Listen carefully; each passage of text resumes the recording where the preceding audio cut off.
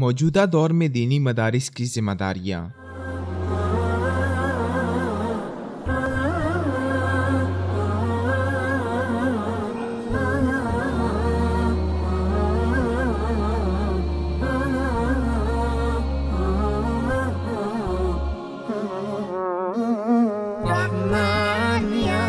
برطانوی استعمار کے دور میں جب علوم قرآن و حدیث اور مذہبی اقدار کے تحفظ کی خاطر مدارس دینیہ کا آغاز کیا گیا تو اس تحریک کے دو بڑے مقاصد تھے۔ اول یہ کہ دینی علوم و اقدار اور قرآن و سنت کی حفاظت و اشاعت، دوم یہ کہ ایک غیر مسلم حکومت کے دور جبر میں برصغیر کے مسلمانوں کو جس دینی و اخلاقی انحطاط کا سامنا تھا اس پر بند باندھا جائے۔ یہ دونوں مقاصد عین قرآنی احکامات کے مطابق تھے، جیسا کہ سورہ توبہ میں ارشاد باری تعالیٰ ہے، وَمَا كَانَ الْمُؤْمِنُونَ لِيَنْفِرُوا كَافَّةً فَلَوْلَا نَفَرَ مِنْ كُلِّ فِرْقَةٍ مِّنْهُمْ طَائِفَةٌ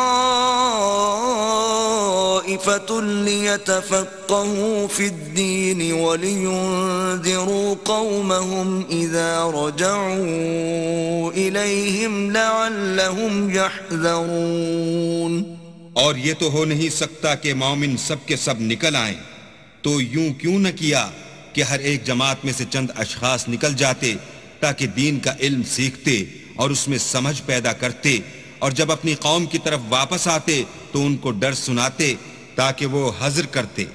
اس لیے اس دور کے فارغ التحصیل طلباء ان مدارس میں نصاب کی تکمیل کر کے اپنے علاقوں میں پیغمبرانہ اسلوب کے مطابق دین کی دعوت دینے اور خیر پھیلانے کو اپنا نصب العین بنا لیتے، اپنی صلاحیتوں کو عوام کی فکری اصلاح، عملی تربیت اور دینی آگاہی کا ذریعہ بنا لیتے، اور اپنے خیر خواہانہ طرز عمل، حکیمانہ گفتگو اور ملنساری سے عوام الناس کو اپنا گرویدہ بنا لیتے۔ لوگ ان کی خدمت میں بیٹھ کر اپنا تزکیہ کرنے کو اپنی خوش نصیبی جانتے، عوام ان کی باتوں کو حرف آخر سمجھتے، اور یہ مرد صالح اپنے ماحول و معاشرے کو اپنی حکمت و دانائی کی تابانی سے منور کر دیتے۔ اپنے آس پڑوس والوں کے ایمان کی فکر ہی ان کی پہلی ترجیح تھی۔ موجودہ دور میں جہاں مدارس کی تعداد میں اضافہ خوشگوار حیرت کا باعث ہے، وہاں ان کی ذمہ داریوں میں بھی اضافہ ہو جاتا ہے۔ اہل مدارس کو اس بات پر توجہ دینی ہوگی کہ جس مقصد کی خاطر ان کا قیام عمل میں لایا گیا تھا اس کی طرف توجہ کیوں کم ہوتی جا رہی ہے، کیونکہ عالمی سطح پر امت مسلمہ کو جس طرح کے تباہ کن حالات کا سامنا ہے وہ کسی سے پوشیدہ نہیں۔ مشرق وسطیٰ اور برما آگ و خون کی لپیٹ میں ہے۔ پاکستانی کمزور سیاسی نظام موقع پرست اور کرپٹ حکمرانوں، بدامنی، دہشت گردی، لسانی اور گروہی تعصبات اور بے دینی جیسی آفات کا شکار ہے۔ پرنٹ اور الیکٹرانک میڈیا اپنی کاروباری اور مادہ پرستانہ سوچ سے مجبور ہو کر وہی فحاشی اور عریانی دکھا رہا ہے جس سے اس کی آمدنی میں اضافہ متوقع ہے۔ پاکستان کی معیشت، تعلیم، امن و امان، معاشرتی و دینی اقدار، عدل و انصاف، صحت کے سرکاری ادارے ہر طرح سے زوال کا شکار ہیں۔ ان حالات میں مدارس جہاں تک ممکن ہو اپنی قومی ذمہ داریاں نبھا رہے ہیں، کیونکہ پاکستان سے محبت ان مدارس کے خمیر میں شامل ہے۔ پاکستان کی نظریاتی اساس کے امین ان مدارس کا وجود باطل کو کھٹکتا ہے، اسی لیے وہ یہاں کے مسلمانوں اور مدارس کے مابین قائم فطری تعلق کو بہر صورت ختم کرنے کے لیے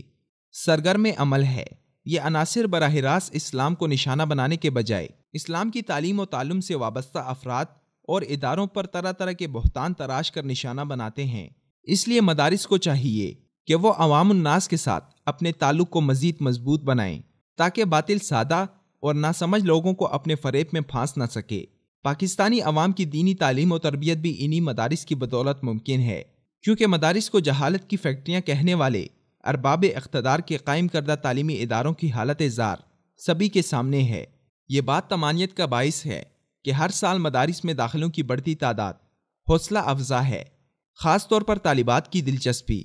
تالیف قلب کا کام کرتی ہے، کیونکہ ایک نیک سیرت اور دینی رجحان رکھنے والی طالبہ پورے کنبے کی اصلاح کا کام سر انجام دے سکتی ہے۔ اس لیے مدارس کے طلباء و طالبات کو اپنے کندھوں پر ملک و ملت کی اصلاح کے اس بوجھ کو ہر صورت اٹھانا ہے، جس کی ابتدا 1500 سال قبل وادی بطحا سے ہوئی تھی۔ اس مقصد کے خاطر مدارس کے طلباء کا سیاسی سرگرمیوں سے اجتناب، غیر تعلیمی مشاغل کا ترک اور تزکیہ اور اصلاح نفس کی طرف رغبت ملک و ملت کی حالت کا درد اور اخلاص شرط اول ہے، جس کے ساتھ انشاءاللہ العزیز اللہ رب العزت کی